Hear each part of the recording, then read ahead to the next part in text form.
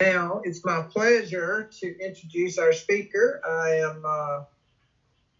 I'm sure that he's gonna bring it tonight. He seems to be a character, and a couple of people on here. He's got a fan club already.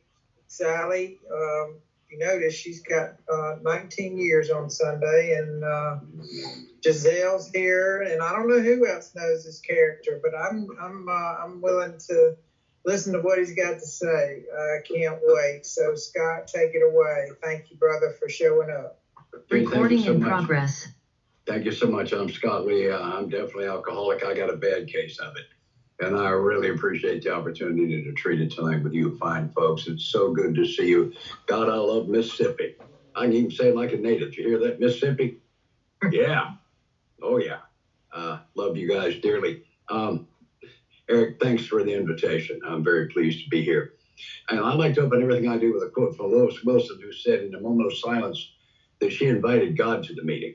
That's not that I don't believe God's here. I do believe that. Something special happens for me when I stop and honor that presence. So in a moment, I'm going to ask you to do that. Now, there may be somebody here that doesn't have a God, or it might be somebody got here like I did, afraid there might be one. If that's your situation, I'd like to recommend you borrow mine. Recommend him very high. He's got a great sense of humor. Been keeping me sober continuously since 28 June 1984. And that's a long time for a guy that only agreed to 28 days. So something is working. And you can address him as the God of Scott's limited understanding, get you up on the right foot. Let's just take a moment each in our own way, literally invite God to the meeting. I'll meet you back here.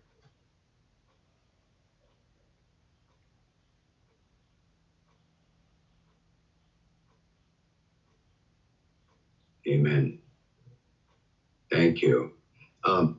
Also, I should tell you, I have, among other disorders, I have a central nervous system disorder known as essential tremors. I've got a shake in my hands, and my head does an involuntary negative head shake. I don't even know it's happening. So it's going to look like I disagree with what I'm saying. I don't. Now, I may later because I'm still learning, but I say it tonight, I mean it. So don't trust the head shake. The Al-Anons taught us to trust the actions, not the words. Tonight, we're going to put that on hold just for this talk. I used to be bad to drink. I was out to boys. I was 18 years old. I followed them into a bar. They ordered a beer. I ordered the same brand of beer they did. We started, I don't like the beer. I don't like anything about it except I'm doing it with them. And as we approached the bottom of this first beer, I'm thinking, let's pay these nice people and get out of here. And I ordered a second beer, and you know what I did? Yeah. And by the time the second beer hit bottom, I got the magic, and all the alcoholics understand that. And the earthlings do not understand it because it does not do that for them. I think they waste every drop they drink. I don't know why they do it. Anyway, I suddenly got taller. I can see about 6 or 8 of you, so play with me. Who got taller when they drink? Come on, put them up. Who got taller? How about better looking? Right? Pimples jumped right off. Expert on many subjects. Right? I'm expert on subjects I never heard of and can't spell. Right? And gentlemen, now I can talk to the girls, right? And ladies, you can stand to listen to that garbage, right? This is the magic juice. I've been looking for this all my life. Wow. I got all of that for 2 drinks. Hadn't even got to the big one. The big one was for the first time in my life, something deep inside me went, and it was okay to be Scott.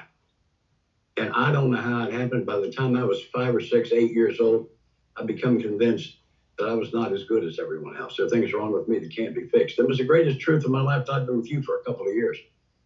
And it made all my choices and all my decisions. And I became an actor as a small boy. Mike says, I'm going to pretend to be the guy I think you want me to be.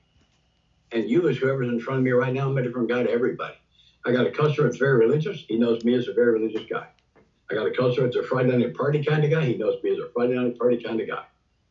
I got the boys in the pool room who are buying my dope and drink my beer. They know that Scott. I got neighbors, business partners, family members. Everybody knows the different Scott. The greatest fear in my life, people from different parts of my life be at the same place, same time. How am I going to act? Because I'm acting all the time. If I'm awake, I'm on red alert trying to hold the right mask to keep you from seeing the real me.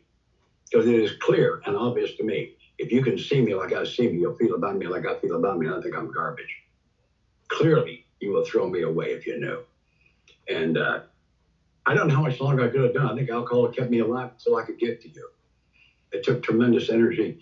I joined the United States Air Force in 1966. And we flew the T-38, which you're all familiar with. I flew it for 6 months. That's one of my favorite pictures of her. And I forgot, I've actually got a model of it right here. You'll recognize Tom Cruise thought it was a MiG in Top Gun. I have news for Tom Cruise. I got over 100 missions in this thing, and I'm pretty sure it's not a MiG. But you take the runway in that airplane, you lock the canopy, lock the brakes, run up to military power. It's everything short of afterburner. Release the brakes, roll a couple hundred yards to light the burners. A mile later at 155 knots, you think back on the stick. You never move the stick in this airplane. It is so sensitive that you have to fly with your right forearm resting on your right thigh. If your arm's up in the air, you're all over the sky. Literally can't fly. And so it flies off at about 170 miles an hour, raise the gear. At 1,000 feet of raise the flaps and begin to apply forward pressure on the stick because she wants to climb bad, and I'm a holder level at 1,000.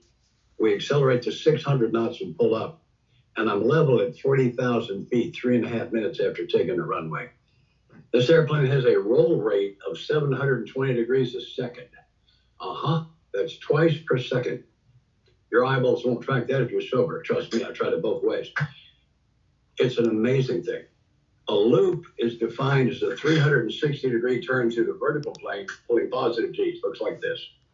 In this airplane, you enter the loop at 10,000 feet at 500 miles an hour. You pull up at 5 G's. I'll tell you what that means. You're pulling 1 G right now, it's a force of gravity. 1 G at 200-pound man weighs 200 pounds.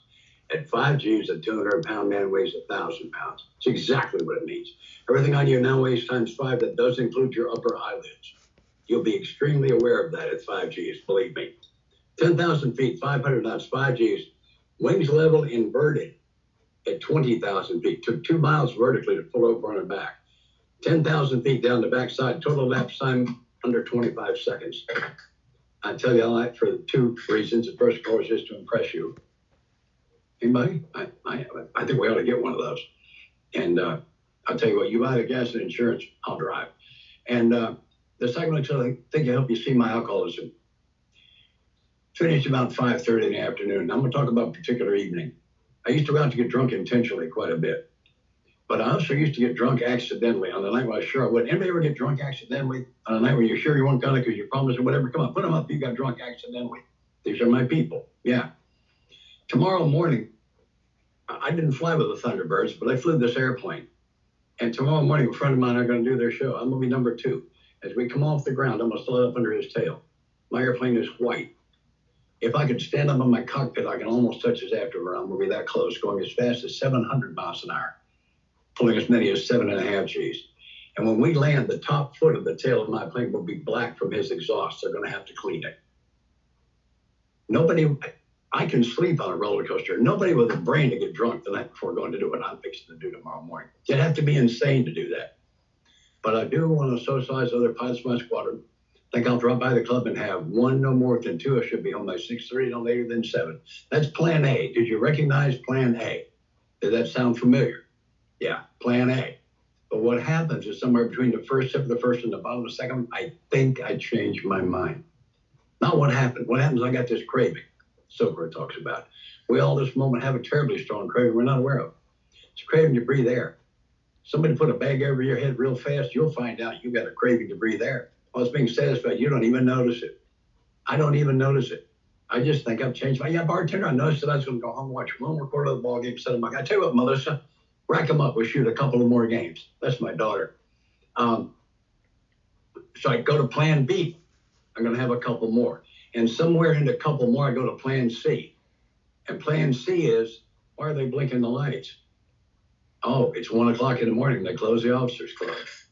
I get in my car. I drive home with a hand over one eye. Who drove with a hand over one eye? Anybody else do that? One-eye drivers? Yeah. And walk in, and Melissa's mother would tear into me. She was very upset with me. And she was my first wife. And I headed into the bathroom for my after-drinking chores. Who puked at least once? Come on, pukers, put them up. Who puked? Come on, help me. Come on, play with me. Pukers. How about who puked out your nose at least once? Have some nose pukers? Yeah. Yeah. Oh, there. Hey, Haley, thank you. Who quit forever? If you touch your nose, put your hand up. I know you quit forever. It didn't stick you in beer. Come on. Who swore to yourself you'd never do it again? Who swore to somebody else you'd never do it again? Who swore to somebody else one hand on the Bible you'd never do it again? Yeah, we got some of those. Who peed in the closet? Did you really, Sally? Wow, Giselle, I'm so embarrassed for you. I never did that. I don't think I'd have told that in public myself. I will admit, my first wife is still angry about that antique coffee table that used to be in the living room, because that's one of the things we do. The guys I hang with here in Nashville, on New Year's Day, we go into the jail and we do what we call our unusual places panel. We talk about unusual places where we have urinated, vomited, or come out of blackouts. It is hilarious. We get them laughing in the jail. You get them laughing, you got them. And we get them laughing on New Year's Day. But anyway, I'm not laughing this time. I thought the two most important and creative inventions of the 20th century, both invented by alcoholics, by the way. One was that little half moon of carpet they put around the commode for you to kneel on. That was invented by one of our people. His knees were all turned to the hard bathroom floor. Said, well, and that soft commode seat you could rest your head in, kind of in between heaves there. You know, it's not as cold, of course, but those were nice, weren't they, Sally? Boy, those were nice. So I'm in there puking up my toenails and quitting forever. And I would pray the pre-AA prayer. If I'm in a live group, I have you do it with me. But see if you recognize it. God, get me out of this, and I'll never do it again. Which is alcoholic for amen, as I'm sure you know. And I had teeth, and I'd brush my teeth to go to bed. And it's somewhere around 3 in the morning. I get up at 6, and I'm not even hungover yet. I'm in that wonderland between drunk and hungover. And at 7:30, I crawled into one of these all by myself. Oh my goodness. And I'm dying. I've got the hangover. It felt like the butcher knife went in right here. I had the headache in the exact same spot every time. Eyelids were made of sandpaper. Throat and nasal passages are raw from puking all that acid. Got a tremor in my hands. I was selecting 100% on the oxygen lever. It will not cure a hangover. Trust me, I tried it hundreds of times. It will not cure a hangover. And I'm also tight on the leader flying the mission. What I just described to Keisha Mystic was willpower. And it is no defense against this disease. By 5:30 that afternoon, I'm feeling a lot better. I've been drinking whole milk all day and eating saltines, and Alka-Seltzer has a new product out with lemon in it. I've been field testing it for them. I'll tell you one thing I know for sure. I'm not getting drunk tonight. No chance. Tomorrow morning, I'm going to be number 4. There's going to be 4 of us tomorrow. 1, 2, 3, 4. Nobody with a brain, and we're going to be doing that again. Nobody with a brain to get drunk before flying number 4. Do I have to go on, or can you tell the rest of this story? I bet you can tell it. I bet you can tell it. Yeah. Over and over and over again. And I'd sit in an airplane, and the only thing that kept me going was the absolute certain knowledge. I'd never feel this way in a plane again, because last night I quit forever, and I meant it with all my heart. Didn't you? Didn't you mean it every time you quit forever? Didn't you mean it? And here we are. And it's because I was powerless over alcohol, and I was ignorant of the fact I was powerless over alcohol. That's a tough combination, powerless and ignorant. And I flew for 5 years. I'm just uncaught. I should be serving life in a military prison, and I'm not going to go through the rest of my flying career. But I was one of the gifted ones.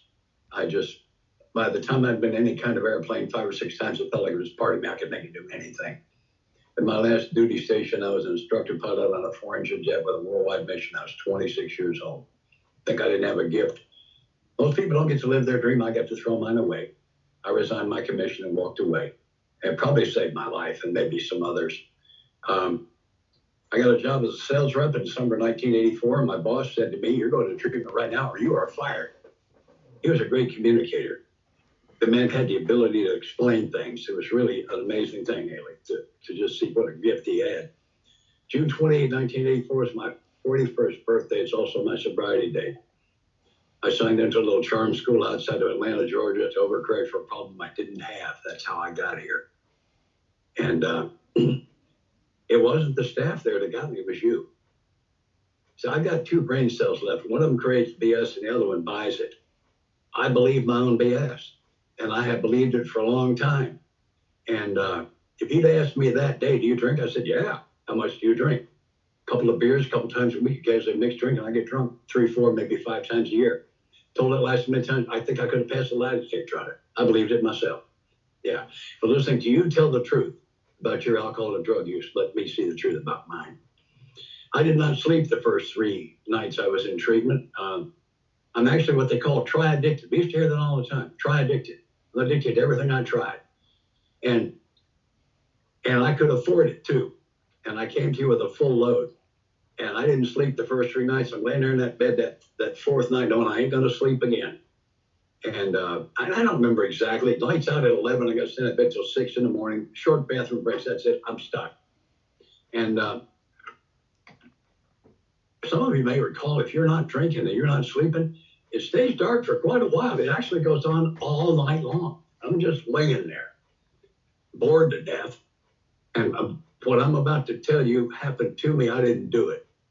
I began to see my life, as you might see, a series of short movies, the important events of my life. And I'm probably the best intended person you're ever going to meet. I put my intentions up against anybody's. But this night, I couldn't see it. I couldn't see the intentions. And it's not a pretty story without them. I began to think of the single worst thing I'd ever done. I knew how to get rid of that. My good Tennessee neighbor, Jack Daniels, knows how to help me get rid of that. My Spanish-speaking friend, Jose Cuervo, he knows how to help me with that. Well, they're not here in this treatment center. And I'm doing without. And I got this horrible thing on me. And I can't get anything between me and it. Don't know how long that went on. It went on long enough to where I would have paid any price and done anything to get out from under that guilt. And this is where it becomes very difficult to describe. From in my chest, my throat didn't, my vocal cords didn't move, my mind didn't think it. From in my chest screamed, it was loud, God forgive me. I'm going to tell you what happened in the next moment. You've had x-rays taken of your teeth when they picked that lead apron up off of you. It was something like that laying all over my body. I was unaware of it. I'm on my back in this bed and the thing flew off me. My body felt so light, I thought I was going to float off the bed. It did not scare me. At the same instant, this magnificent white light came on, shining just on me and on my bed. And the light had a warmth and a texture. And I could feel the warmth and the texture of every cell of my body. And I was aware of every cell of my body. I've never had that experience before or since. There was a partition behind me, maybe a foot behind me. It was white, came within about a foot of the ceiling. And the light was coming over, but it was all focused just on me. I've never seen light do that. And what I knew was that God was right there. And I used to say God forgave me then, but I don't speak for God. I don't like to be around people that do. I know I received his forgiveness, and I don't know if he ever judged me. I cannot respond. I simply don't know. Also, with my eyes closed, I can see that room in very detail. I can see this one now and I have 20/20 vision. And I lay in the presence of infinite love, and I don't know how long. What we call time simply does not exist in that presence. I cannot explain that to you, but I can tell you it's true. And that feeling in every cell of my body felt so good it almost hurt. And I cannot explain that either. I've come to believe that that partition was there because as sick as I was, I could only stand so much love. And I don't understand that either, but I think that's the situation. I simply don't know. I'm not aware of anything else that passed between us. I know I received his forgiveness for the worst thing I'd ever done. That's it. Sometime, and what we call time does not exist in that presence. Just trust me. It just does not exist there. And I must have slept. And I know that because I woke up the next morning. I had not done that in several days. And I woke up wanting to be one of his guys. And that was my first cornerstone. And a lot of people think that they've been robbed because they didn't get one of those. This is Bill's story, page 12. But soon the sense of his presence had been blotted out by worldly clamors, most of those within myself. I don't speak for Bill. I will tell you, I do not believe that event would have got me the 39-year chip that's sitting in my pocket right now. There are events in recovery, but recovery is a process with no end. It was just a cornerstone. And if you didn't have one of those, I think it's because you weren't sick enough to need one. And I mean that. Anyway, I zipped through their 28-day treatment program in 6 weeks flat. I've always picked things up quickly.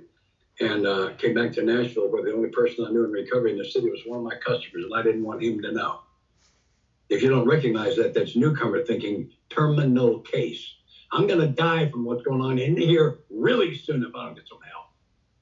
And set up to follow the aftercare plan. 9 meetings in 90 days. I don't remember 2 of them. I went to 87. One night I'm about to leave the meeting and my son fell and injured himself. Put him in the car and went to the emergency room. But we all know that's the right thing. I thought if you missed, you just missed. Because I can't figure out all by myself that you could possibly go to 2 meetings in the same day. I can't work that out. Because I have this minor case of terminal newcomer thinking. And they said, Old Playmation Playgrounds, my favorite bar in Nashville was on 8th Avenue. And I had 2 years the next time my car was on 8th Avenue. I refused to turn onto the street for over 2 years. I'm not playing with you. I mean that. I'm going to give you the 2 best kept secrets in AA tonight. And this is being recorded. And I'm going to do it anyway. I don't know if we're supposed to record the secrets, but here's one of them. Directions on how to do a 4-step have been very cleverly concealed in the pages of this book. It's one of our best kept secrets. It's so well kept that treatment center didn't have that information. And I completed their alleged 4-step. And I called down to the treatment center to Bernie, who was a counselor down there. I had a big white light experience. I see the steps. I got to do them. I see this confession coming, step 5. I might have to tell somebody all the truth. Who to tell? Well, I can look at Bernie and tell he's stoned out of his mind. You know what it looks like when somebody's ripped. I know you do. His face is real relaxed. He got this dumb grin when he walks. He just sort of shuffles. You know what it looks like. So I'm going to do my 5th step with this junkie. Perfect choice. 6 weeks later, he won't even know if we did it, whatever I told him. So he said, sure. I drove down, took my 5th step with Bernie, and it's where I began to get relief. If I'd been doing the actual steps, that'd be the ones out of this book, with an actual sponsor, someone who's already done them out of this book, I would have gotten relief before then. As an aside, Bernie was not actually stoned. Bernie was sober over 20 years. That was serenity. I didn't know what it looked like. Because I had this minor case of terminal newcomer thing. He's going to kill me really soon. And at about 4 months, I've done everything I could on their aftercare list except get a sponsor. And I don't know if there's anybody new here, but I was so insane. I was so crazy. I was looking for a sponsor I could relate to. I think it may be the single dumbest thing I've ever done in my entire life. I can't figure out if you go to 2 meetings a day, who can I relate to? I relate to some other squirrel that has no hope. Thank God I didn't find a sponsor I could relate to. We'd both be dead by now. Anyway, there was a guy there. He had 5 years. And when he talked, the voices in my head shut up. And I asked him, I said, will you sponsor me? And he said, yes, maybe. Here's your first assignment. Assignment? I thought a sponsor like a new best friend was going to introduce me around, show me some of the better meetings, maybe loan me some money, fix my wife. We don't have time to dawn to cover the things I was wrong about. It took me a week. I don't have time to tell it tonight. I said, Jerry, I did the assignment. He said, I'll sponsor you my way. I started getting nervous. He was the nicest guy in the world up until right at that moment. Somewhere in the day or 2 before that, he'd been to the National Zoo and he'd gotten a transfusion of tiger blood. And he was a whole different guy. And he had a tremendous ego to cut through. The man saved my life, and I wish I'd thanked him one more time. I think I'm thanking him now. I hope I am. And he said, you will work the 12 steps the way I laid them out at the pace I set, or I will drop you like a bad habit because I don't work with losers. And he scared me so bad, the truth jumped out of me. I say the truth for emergencies. I don't spread it around real thick. I said, Jerry, I don't want to do the 12 steps. He said, well, that's okay. I said, good. He said, as long as you do them. I don't think we're communicating, Jerry. Yeah, you've been hearing the word willingness? Here's what I've discovered. Willingness, bottom, and surrender all have the exact same definition. It's when someone who's qualified asks me to do something I don't like, that I don't think will help, that I don't want to do, that I don't like, and I do it anyway. It is that do it anyway that defines bottom, surrender, and willingness. And without it, I don't have any of those. I didn't know that at the time. And he said, our program is kind of like going to the dentist. We've got to drill before we can fill. That's what the first 9 steps are about, by digging that poison out of your soul. If we just fill with the good stuff, the poison's still in there. It's going to detonate one of these days. Like the dentist, we got Novocaine. Here we call it fellowship, sponsorship, home group, love. It's not near as hard as the way you've been living. And I'm saying why every time he takes a breath. And he said, I don't answer why questions to the men I sponsor. Because why is a management question? The first step says you ain't in management. So all the why questions have the same answer. The answer is you don't need to know. And I hated that when he said it. Today I embrace it. It's one of my cornerstones. I thought it was not knowing made me crazy. Incorrect. It was needing to know that was making me crazy. When I was able to lay down the need to know, I got peaceful. From a position of peace, I began to know. The knowing is not worth near as much as the peace. And he said, don't ever ask another question in a lifetime. And I don't think I have. I have yet to hear a spiritual question begin with the word why. When I ask why, I'm never looking for an answer. I'm looking for something I can argue with, manipulate, change, fight, never looking for an answer. Anyway, he said, think of yourself as a garbage can. This is where he got me. Think of yourself as a garbage can. I got that, Jerry. What we're going to do with these steps, we're going to dump you out. We're going to scrub that can nice and clean and stand back up. We're going through your life. Most of it's garbage. We're going to toss it. Portions are good. You love your children? I said a lot. He said, great, we'll keep that. We finish these steps, you're going to be a big, empty, clean can, just a little good stuff in the bottom. The reason, one of you say something very heavy, going to slam into your heart. You said, your father's going to die. And on that day, you've got a little good stuff in the bottom. But on that day, if you don't have that big, empty, clean space to store that pain in, oh, we love you back to spiritual health, you will escape.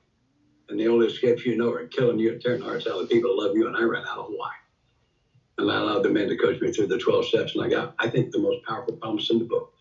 It's on page 60. First line, 12. Having had a spiritual awakening is the result. Here at read A results, not what it says. A is one of the several or one of many. The is singular. Promise me one thing is the result of the steps, spiritual awakening. My experience has been spiritually awakened alcoholics do not drink beverage alcohol, and they don't ever get thirsty. If you're new, the mission here, I think, is not to change you should never drink again. That ain't it.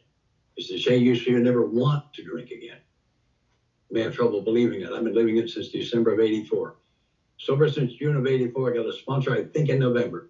I was somewhere in the step work. I think I was in the forgiveness process in step 4. I hope you know what I'm talking about when I'm talking about the forgiveness process in step 4. If you don't, please find out. Anyway, it changed my life.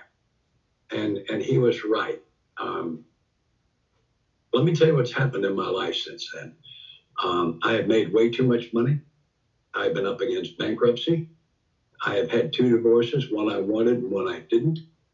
My precious daughter fired a pistol into her mouth, and I found her in a pool of blood in her bed.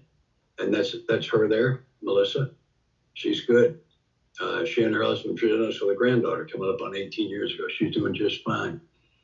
I was diagnosed with cancer in my throat in June of 20. They took my teeth, as I'm sure you've noticed, because they did so much radiation to my jawbone that it's now dead. So they had to take the teeth first and wait for the gums to heal. They did so much radiation to my jawbone that it's now dead. And I lost, if you've ever heard, I've been recorded for quite a few years. If you hear one of my older recordings, you won't recognize my voice because I don't recognize my voice now. And they took my high range away, and I don't recognize my own voice. I'm on a liquid diet now. Now, I can't tell a liquid diet. It's just a different liquid. But I can't swallow anything thicker than applesauce because my epiglottis is buried in scar tissue, and I can't trust it. I've almost suffocated twice trying to eat something. I will not try again. I got the message on that. Through all of that, I have not wanted another drink or drug. Why? Alcohol and alcohol substitutes were never my problem for a single second. They were my answer. They'd be taller, smarter, better looking, all of that. So when I try to put that stuff down, I haven't put down my problem. I put down the only answer I have ever known. And Jerry said, if you're going to put it down and leave it down, you're going to have to pick up a new answer that's better than the old answer. And because the new answer is better, the old answer does not call my name anymore. I got about $200 in my pocket. I'm not heading to the dope man's house, the liquor store, or the bar tonight. Why? One reason. The new answer is better. And because the new answer is better, the old answer is not calling my name anymore. I've been unthirsty for a very long time, and I have no reason to think it will not continue if I keep doing what you guys have taught me to do. It's what this whole thing is about. It's what the whole thing is about. I want to talk about some things that have meant a lot to me. I moved out of the home my first wife and I were living in when I was sober 6 years. And she was screaming at me one more time. She used to control me with my guilt, and I was guilty. I went through those steps and got my innocence back, and she could not control me anymore. It's very difficult for her. And she was screaming at me one more time. And I had this moment of clarity, and I realized I'm 6 feet tall, weigh about 210. She's about 5'5" and maybe 100 even. And I'm just before punching her in the face. And it's going to be a full stroke. When she goes down, I'm going with her. She's on the way to the hospital. I'm on the way to jail. It's a bad plan. Worked it out all by myself. It's a good thing there wasn't anybody else there. And I did an about face while she was still screaming. Walked out, got in the car, drove away, started looking for an apartment. 48 hours later, I moved. It was going to happen. Went to Old Timers, and I said, I don't believe in divorce. And yet I know if I stay with her, she's going to push that button hard enough one of these days, and I'm going to deck her. What should I do? And they said, turn it over. And I said, how? And got real quiet. Nobody could tell me. Believe what you like. I believe what I'm about to tell you. I went to the source. The first thing I got was, what is it I turn over? And the answer is the result. How do I do that? One, I stand today where he is. And two, operate within his principles. Get out of the motive business. Page 60 says, I cannot trust my motives. Principle always trumps motive. That's why step 12 is not saying had good motives in all our affairs. Principle always trumps motive. So I stand today where God is, operate within his principle. But the gift I got that was operational was 3 prayers. And here they are. Prayer number 1, God, if it's your will for us to be together, please put us together. 2, if it's your will for us to be apart, put us apart. Those are the easy ones. Here's the big one. God, if it's your will for me not to know today, please leave me not knowing. That's the one. When I can pray that one and mean it, I can have my sponsor's definition of serenity. Serenity is not freedom from the storm. Serenity is peace in the middle of the storm. The only way to have that is to give up my need to manage the storm. The only way to do that is to know the manager of all storms. And I was able to pray that prayer and mean it every day for about 10 months. And then one morning I knew. And things changed. One day at a time. I saw that up on the wall. Yeah, one day at a time. Yeah, don't drink today. Yeah. Ooh, no. My life depends on one day at a time. That is the hardest assignment I've ever been given, is to simply be here. My mind wants to go off into the past, reliving victories, some of which may have actually happened, or off in the future, trying to figure it all out. Plan A and plan B and plan C. What if they find out there? And I'm never between the claps right here, right now. There is one who has all power, the one is God. May you find him now. Now, is it when I find God? It's where? It's where? My God is between the claps right here, right now. That's where I need to be. My feet are smarter than my mind. My feet never go into the past, and they never go into the future. My mind could learn a lot from my feet. My feet are doing well, and they also are very nattily clad to match my bow tie. I think you should know that. I think it's very important. I am accessorized. I had an interesting thing happen to me. If you've ever prayed that third step prayer in a minute, lessons will fall out of the sky on you at the strangest times. I was sitting by a stream, minding my own, just sitting there, and I saw a cloud. I looked at the cloud, and it occurred to me, every drop of rain in that cloud is following God's will perfectly. I know they are. I'm sure they are. And so is the tree across the stream, and so is the bird in the tree, and so are the minnows in the stream. Why can't I? And it was on me hard. It was harder than what I just did. It was really on, why can't I? I got my answer. The answer is I am. I am convinced to the depths of my soul it's not my job to be perfect. If you think it's your job to be perfect, I wish you a lot of luck. You're going to need it. But if it's not my job to be perfect, what's my job? My job is to make mistakes. They've sent the right guy. All my life, they've been telling me to learn from our mistakes, and it's not true. If we learn from our mistakes, you don't know if it's been arrested more than once. Yeah, right. Guys like me do not learn from our mistakes. We learn from living with the results of our mistakes. An enabler is someone who takes away the results, thereby blocking the learning process. So here's the learning process as I understand it today. 1, make a mistake. 2, be notified I made a mistake. I don't always know. 3, own the mistake. Yeah, that was me. And if they only know 80%, I got to tell them the other 20. That's how I own it. 4, consult a spiritual advisor about how to 5, make the amend. Usually, not always, but usually there's an amend. 6, embrace the lesson. The lesson is not coming to the making of the mistake. It comes to the making of the amend. And like the dog that went on the rug, what did he learn? Nothing. When did he learn? He rubbed his nose in it. I'm that way. I insist on rubbing my own nose in it. Half of the steps are about me embracing the results of my mistakes. 4 and 5, 8 and 9, 10 and 11 are all about me embracing the results of my mistakes. It's where I learn. So 6 is embrace the lesson. 7 is share the lesson. That's what really sets it for me. 8, when I share the lesson, I have to tell you I made a mistake. If I just shared the lesson, I'm preaching. Nobody wants to hear it. As I stand as a sinner beside a sinner, he can hear me. 9, make the next mistake. It's God's will for me to make mistakes. It's why I'm here. It's why I was put in this skin. I believe it. There is such a freedom in that. Such a freedom. And that's what I will do. We use the word progress. I'll give you a definition. Progress is making the same old mistake a little less often, or making a new and finer quality mistake. Anything beyond that's perfection, and that's not the assignment. That's not it. So half of the freedom is having my own permission to make mistakes. That's only half. The other half is you have my permission to make mistakes. That includes all the guys I sponsor, Vladimir Putin, some politicians in this country I think have got their heads up and locked. Those of you who got your driver's licenses out of Cheerios boxes, all of my family members, you guys all have my permission to make mistakes. Because if I'm going to be upset by what you do, I'm a prisoner of your behavior, and I don't want to be a prisoner anymore. So I have my own permission to make mistakes, and you have my permission to make mistakes. And those two things have freed me to be at peace. I discovered not too long ago the source of all of my anger. I know exactly where it comes from. And the big book is very clear on page 66 about what anger is going to do to me. It says, if we were to live, so this portion is only for the ones who want to live. Everybody else can take a short break. If we were to live, we had to be free of anger.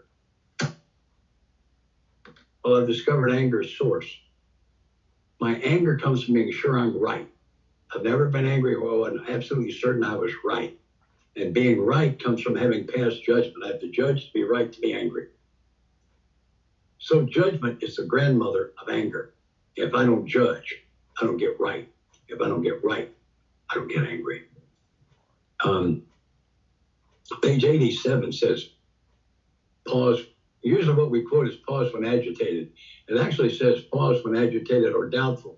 When I'm an alcoholic, I'm not right very often, but I'm rarely in doubt. But pause when agitated. God is waiting patiently for me in the pause. And I don't think he wants me to judge. I added to my morning prayers a decade ago. Bless me, please, I don't judge any situations, as good or bad. Any people, as good or bad, right or wrong. That I see them as you see them and love them as you love them, especially the ones I find unlovable. Because I have times when I'm unlovable. It is those times when I need you to love me the most. Must be when you're unlovable, you need me to love you the most. And serving the God of love is not a part-time job. And one of the assignments, I believe, is to learn to love the unlovable. So when I find myself upset, God is waiting patiently for me in the pause. Father, I'm angry. I must have judged. Please take away the judgment and anger and grant me sadness. Anger and love never travel together. And I respond in anger, I wind up making amends just about every time. Sadness and love travel well together. And when I can say, I care deeply and I have a great sadness about what's going on here, they can hear me. And I do not wind up making amends when I approach from a position of sadness. It's been such a gift for me. My sponsor says I'm the poster boy for how to go through cancer. He said, how did you do it? So I just followed the directions. It's really pretty simple. Bill says on page 8 in his story, now I've got a really good memory, but it's kind of short, so I'm going to read it.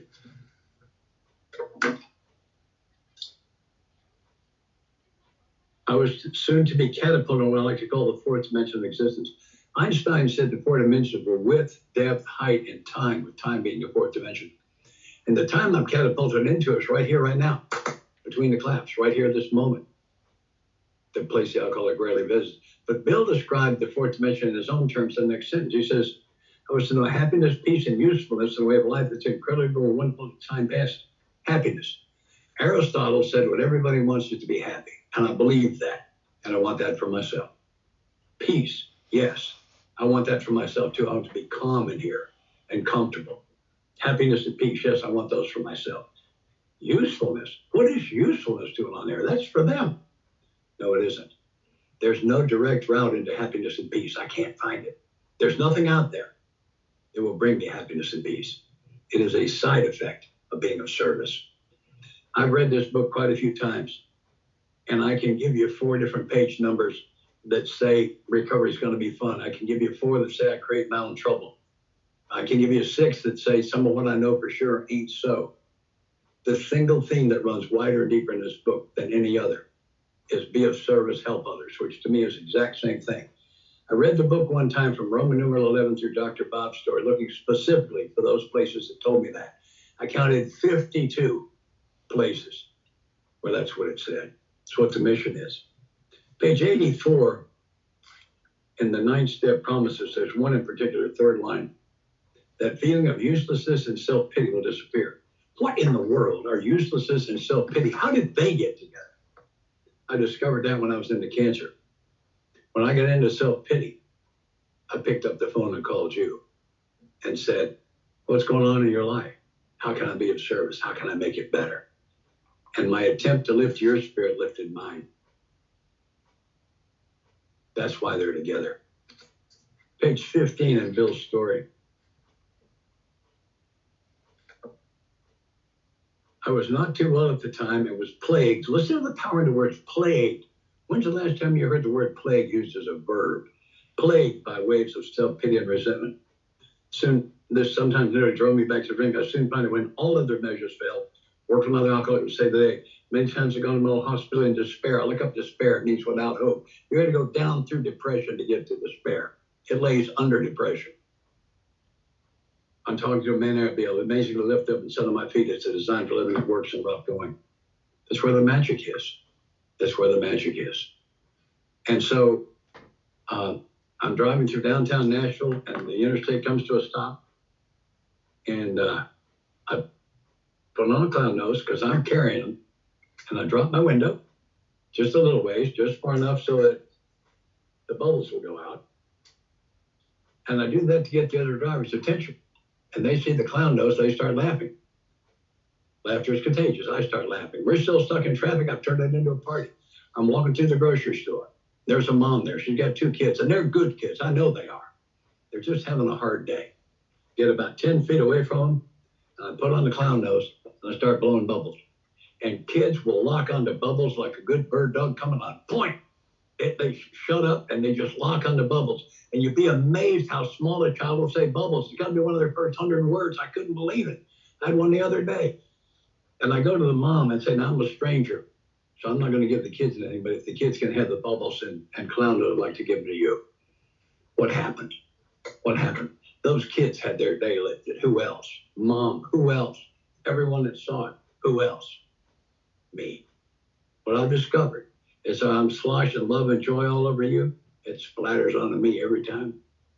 It can't be blocked.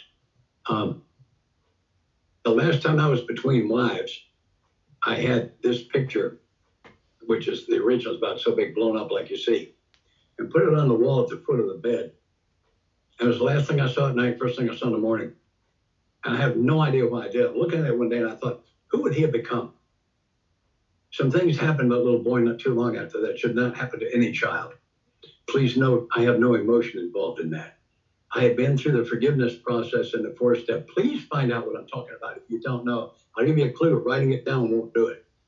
But through that process, I've been emotionally disconnected from all of the things that were done to me. Through the 9th step, making amends, I've been emotionally disconnected from all the mistakes I made. Those 2 disconnections free me. Those are now just facts in my past. I also was born in Atlanta. They're just facts out of my past. But I was looking at that child. I thought, who would he have become? If none of that had happened, if he'd received all the love and nurturing he clearly deserved as a child of God, who would he have become? And I got my answer. The answer is that is my assignment. It is my job to become the man he would have become, and it ain't too late. And I serve a God of love who is bigger and badder and stronger than all of that stuff. And the only question is, am I willing to do the work? So far, I have been. And I believe I am today the man he would have become. I've been an actor all my life trying to pretend to be the man I thought you wanted me to be. My first couple of years in recovery, I was trying to be the man I wanted to be. That's an act also. I'm here to become the man he wanted me to be. I wound up making changes I would not have chosen. I had to clean up my language. I was an Air Force pilot. I was proud of my profanity. I used to go down to the docks and repulse the stevedores just for practice. I had to learn to cry. I came to you unable to cry. And a friend of mine taught me to cry. If any of you can't cry, send me an email. I wrote it up. I'll send it to you. I should warn you, gentlemen, if you start crying at appropriate times and places, you'll attract a lot of women. Do not call me and complain about this, because I warned you right up front. They're sick of that John Wayne act you're doing, and they see right through it. Believe me, they're so much deeper than we are. So I had to become who I was put here to be. And what I found is, the day before I came to recovery, I would have traded lives with anybody on the planet, because mine wasn't working. The worst I could do was get another one that wasn't working. Today, I cannot name a single individual I trade lives with, because I became okay with me. And when I became okay with me, it became very easy to become okay with you. I think I need to quit now. I think I'm about out of time. It's about 5 minutes to the hour. Somebody nod, give me yes or no nod. I could listen for another hour, but it is almost time to stop. You got anything else? I mean, yeah, one more thing. We invited God. I think he came. My talk like this usually runs about an hour and 10 minutes. And this is about 45 minutes. I think I got most of the major pieces in. I like to acknowledge the gift of just sitting in his presence and yours.